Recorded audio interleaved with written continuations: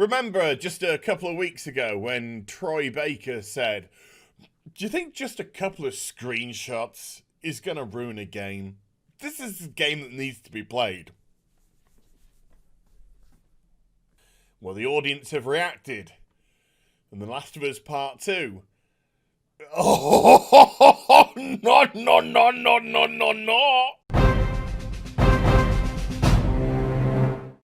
Hi everyone, it's Az here from HeelvsBabyface. So The Last of Us Part 2 has... What?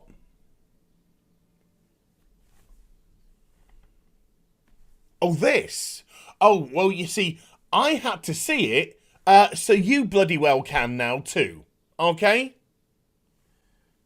The Last of Us Part 2 is out for everybody to play. Yes, there's going to be spoilers abound in this video as I go through certain segments because Naughty Dog have been very naughty indeed, lying in their marketing campaign, purposely manipulating people and misleading them in the marketing campaign to purchase The Last of Us Part 2. Oh, and of course, now that the game is out, the audience can react to what they think of the game itself after it got a plethora of 5 out of 5s, 10 out of 10s, greatest, most seminal game of our generation, the greatest game of all time, by shill access media that will do anything to kiss Sony's ass so that they don't lose access. They don't lose their free copies of Sony games. And there are a lot of Sony games, you know?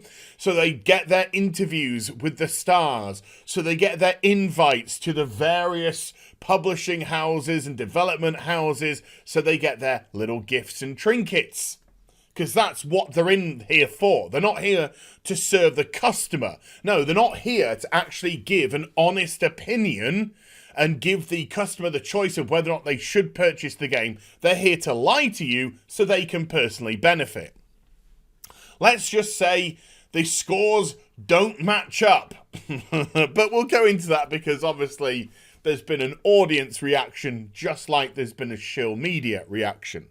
But let's first of all go into the broader scope of the game. Cuckman said that this was about violence begetting violence, about the cycle of revenge.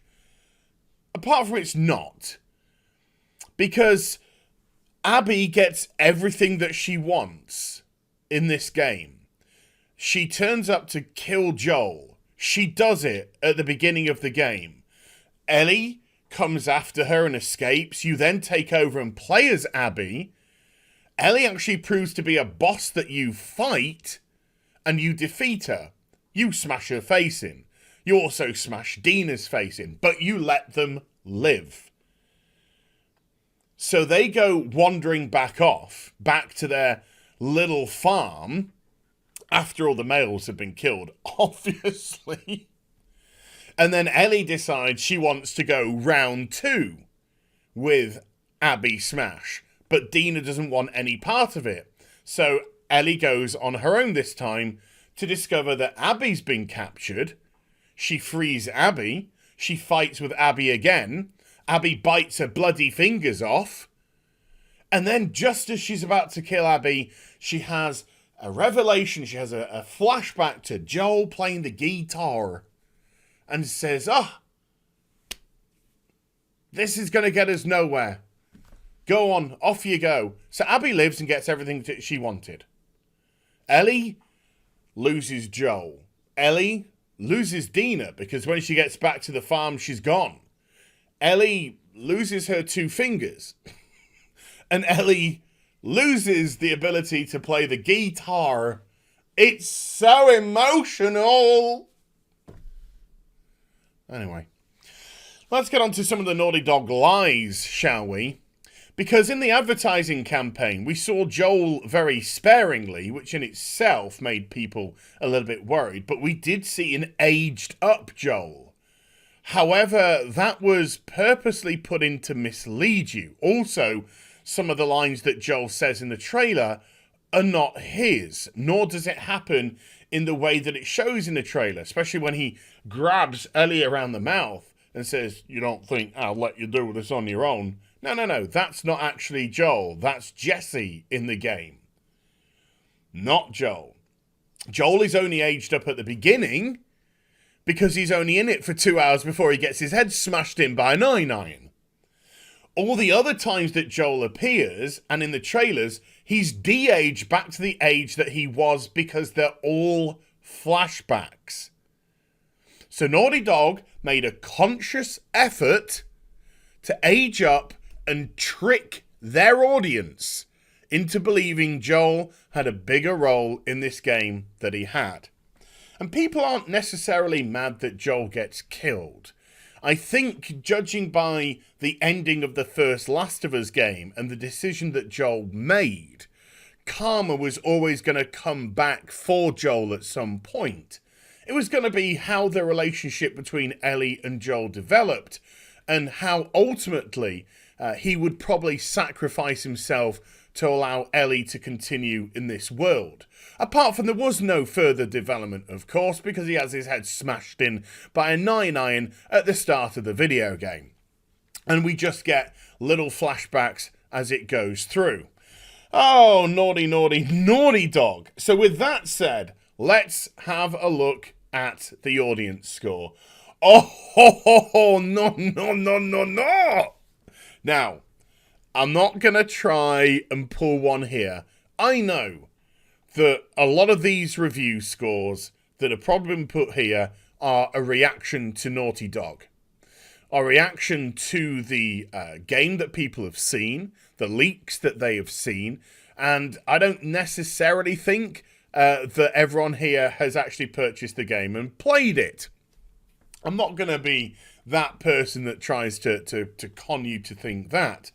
But this is very interesting because you could say, well, doesn't that make this score invalid?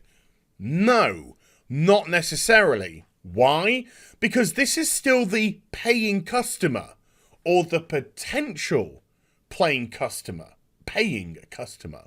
And with 7,250 odd ratings already in, and I know this is small in the scope of things, but even if I refresh it now, we're up to 7,900.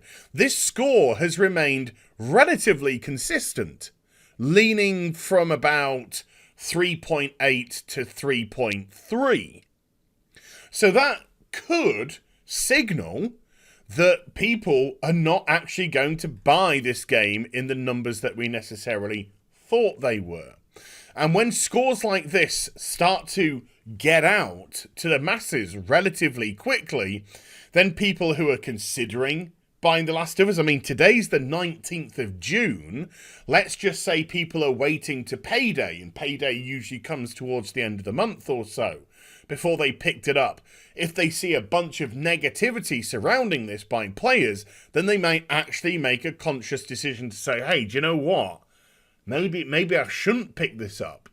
Maybe I should wait till it either gets reduced or just give this a bypass and put my money towards Ghost of Tsushima, which is coming out next month, which people are pretty hyped for. Whereas this, there was always a cloud which surrounded this game because of the leaks, because of Cuckman's lies. I mean, remember, Cuckman did say at one point, Ellie is the only playable character in this game. Lie. Covering up for the whole Abby situation. Oh boy. Dare I go here? And then let's go back. We've got to go back to this. This scene in the game. This kind of took a lot of people back. There seems to be a lot of confusion, shall we say. And I'm not talking about what the hell Abby is. I'm talking about the confusion as regards to Sony. As you may know, recently Sony came down very heavily on some anime video games, which just showed them in skimpy bikinis and stuff like that, saying, no, it doesn't affect the children, you think about the children and stuff. And so they started doing some mass censoring. And that was on, okay, you could say, okay, well, that was games. I mean, I'm not saying it's justifiable. I think it's a bit fucking stupid. But, you know, that's for games for all ages. This is an 18. This is meant to be for adults.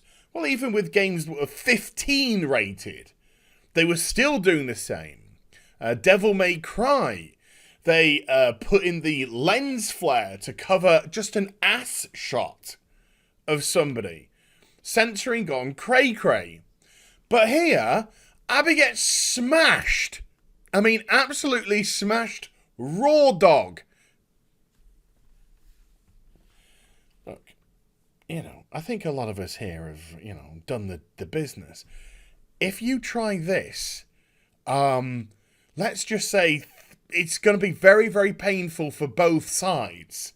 Okay?